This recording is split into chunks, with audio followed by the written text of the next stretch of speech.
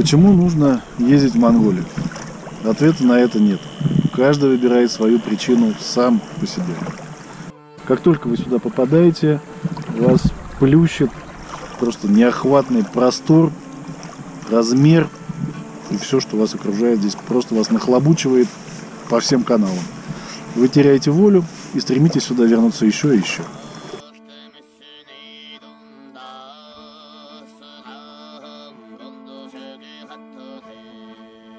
Наше приключение взяло свое начало в славном городе Барнауле.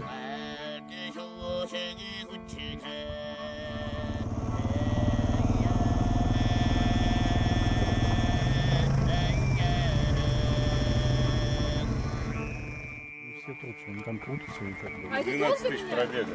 Это у тебя прям, видишь, заклинило его и отломало ось.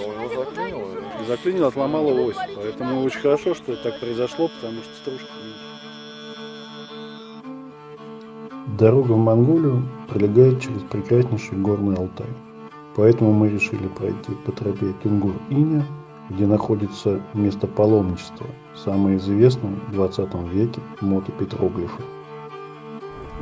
Обратите внимание, 50 лет советской власти, Быков, ВП, дорога Усть-Кокса-Иня, лучшая для мототуристов. 16 августа 1967 года. То есть 16 августа это сегодня или вчера было? Вот еще изготовление наскальной живописи.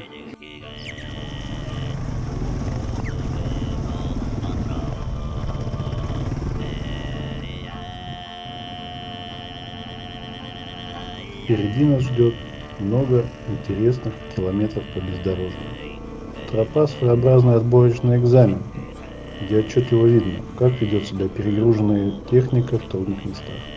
Можешь ли ты в одиночку справляться с этим и насколько слаженно работает вся команда. Здесь как на ладони, место узкое, бежать некуда. Володь, давай. Как тропа прошла? Вначале было очень стрёмно. Так. В начале. Вообще очень стрёмно. Где-то в прошлом году сейчас? Прошло, да? Ну а дальше уже все нормально. Это первый километр, а все остальное потом ты типа как по Карпатах, все нормально.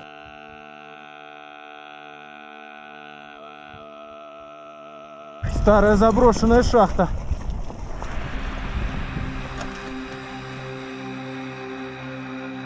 Видовой карточкой Горного Алтая является Акташский ретранслятор, смотровая площадка которой находится на высоте более 3000 метров.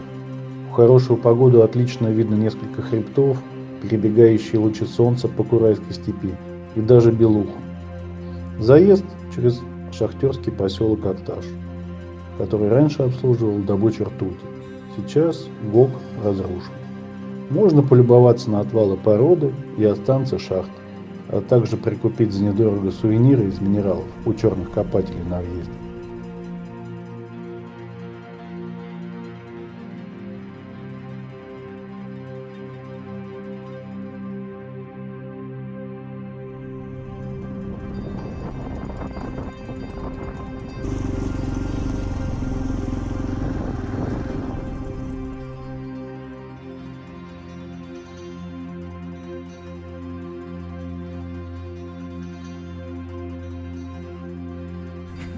Владимир занимается своим любимым делом. бабочек запускаю.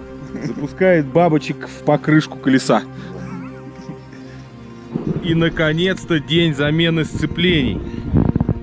Против физики не попрешь. Чтобы быстро ездить, нужно быстро чинить. Это нужно делать очень по-быстрому, но каждый день. Каждое утро и вечер, но Это как зарядка и секс. удовольствие от езды. Падеж 690. Да, падеж.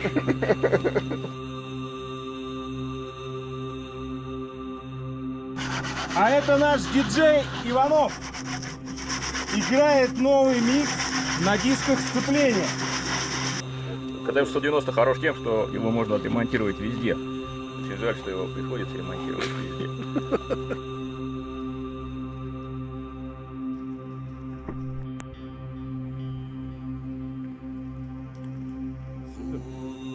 Бильярдный клуб. Навес такой, если вдруг дождь. Да, нет, чтоб тень была, чтоб не отсвечивала. Наши в городе.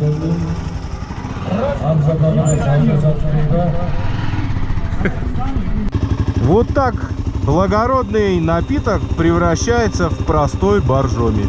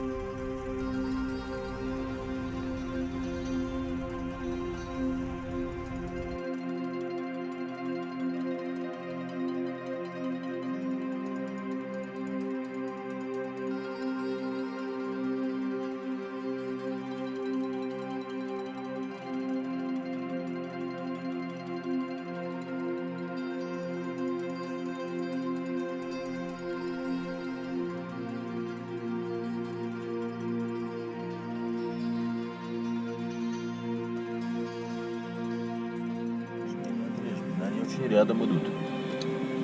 Давай откусим, у меня букарез есть, прям откусишь. А, все нормально. Нейлон-корд. Шериф, убегающая палатка.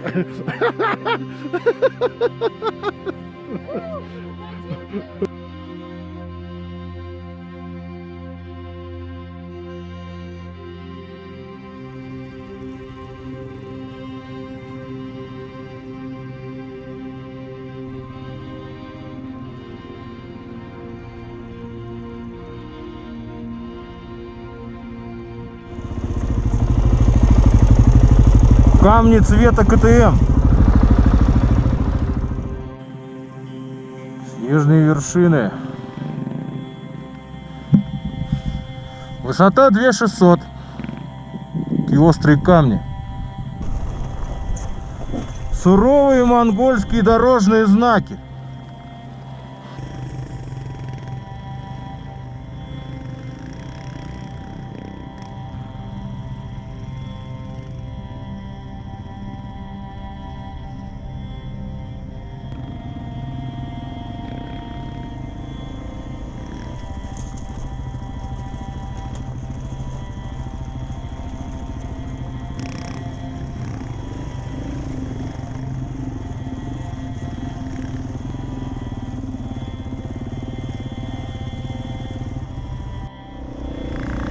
Штурм холма!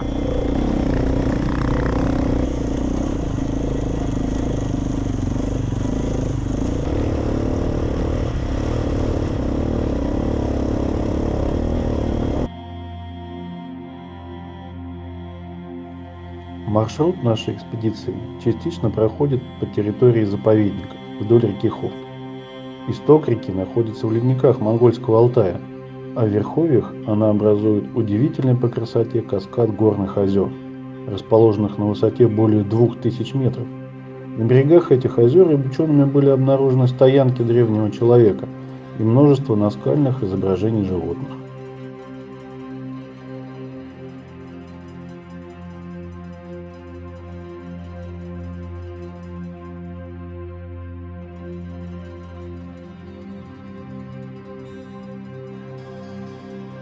Наш лучший друг квадрокоптер. А это его посадочная площадка.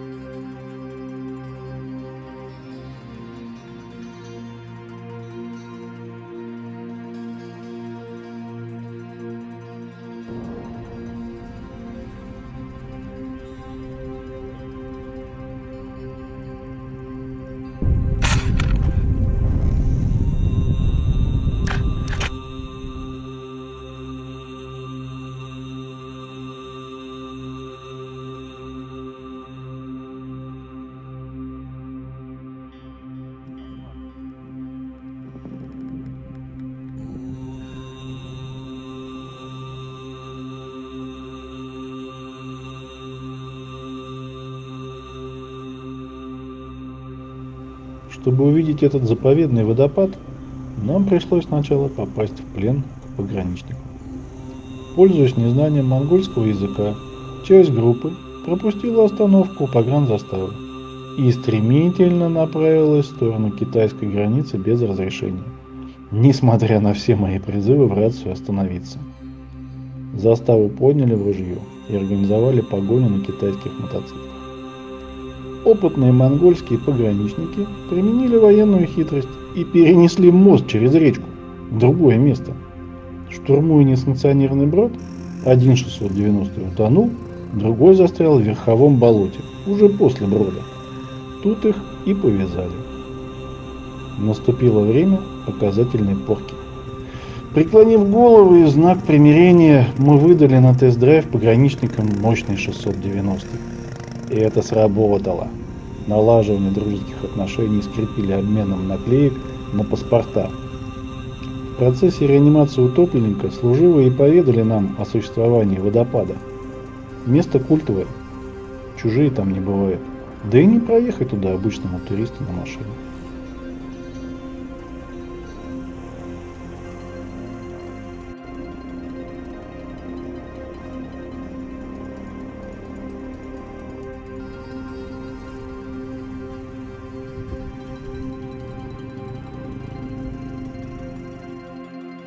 Совершенно случайно оказалось, что нитка нашего трека проходит по долине древних захоронений. На гладком уступе, подножия сопок, был обнаружен целый ансамбль с кириксурами. Это погребальные курганы, относящиеся к бронзовому веку. Их характерной особенностью является окаймление насыпи каменным забором округлой или квадратной формы. Благодаря нашему другу-квадрокоптеру вы можете увидеть это из Поднебесья.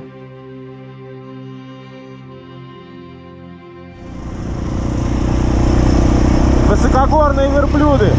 Высота 2165. Что они тут делают?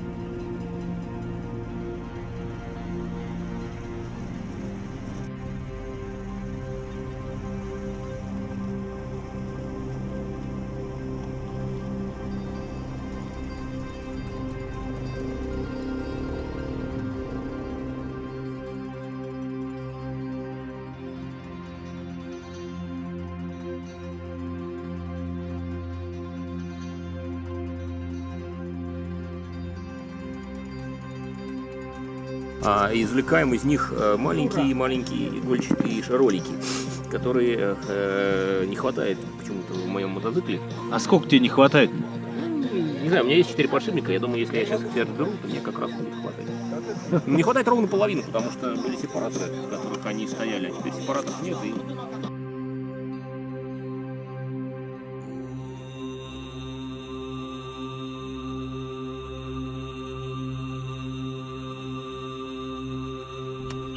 Просто вниз переставить.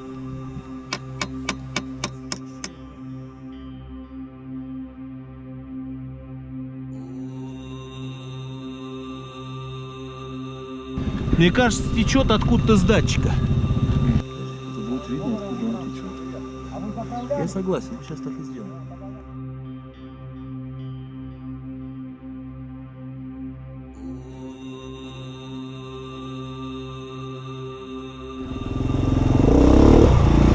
Марсианские пейзажи продолжаются. Красный песок.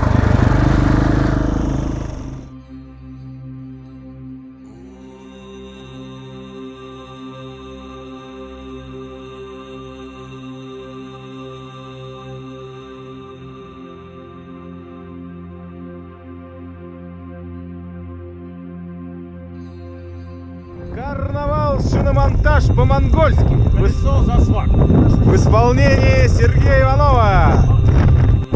Мучился вопросом, для чего мы с собой возим таз, а конкретно Сергей Иванов. Так вот, для чего? Первый прокол колючкой. Ух, какая она жесткая. А нам еще 65 километров до места предполагаемой ночевки. Поэтому, видимо, у нас будет ночной допник с фарами по пустыне Гоби. Закат в пустыне я еще не встречал ни разу. Красиво.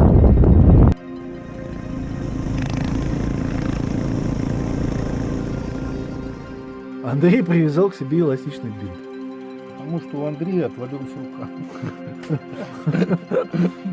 И теперь рассказывай, как так получилось. Как обгонял, как Мчал я подрезал. где-то километров 80. Видел поворот. Начал сбавлять. Сбавлял сначала тормозом, потом увидел, что не вписываюсь, начал сбавлять скоростями. Сбавил до второй, ну это где-то до 40.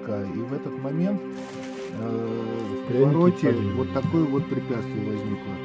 Вот поворот вот так вот, а здесь сноп песка с растениями. И я вот прямиком вот этот столб и вот сальто-мортале. Вот с такой вот рукой я ехал, ну сколько, мне сказали 50 километров, но мне так кажется, что я проехал километров 70. Не надо быстро ездить, быстро поедешь. Вот если ты 140 больше ездить не будешь? Не буду.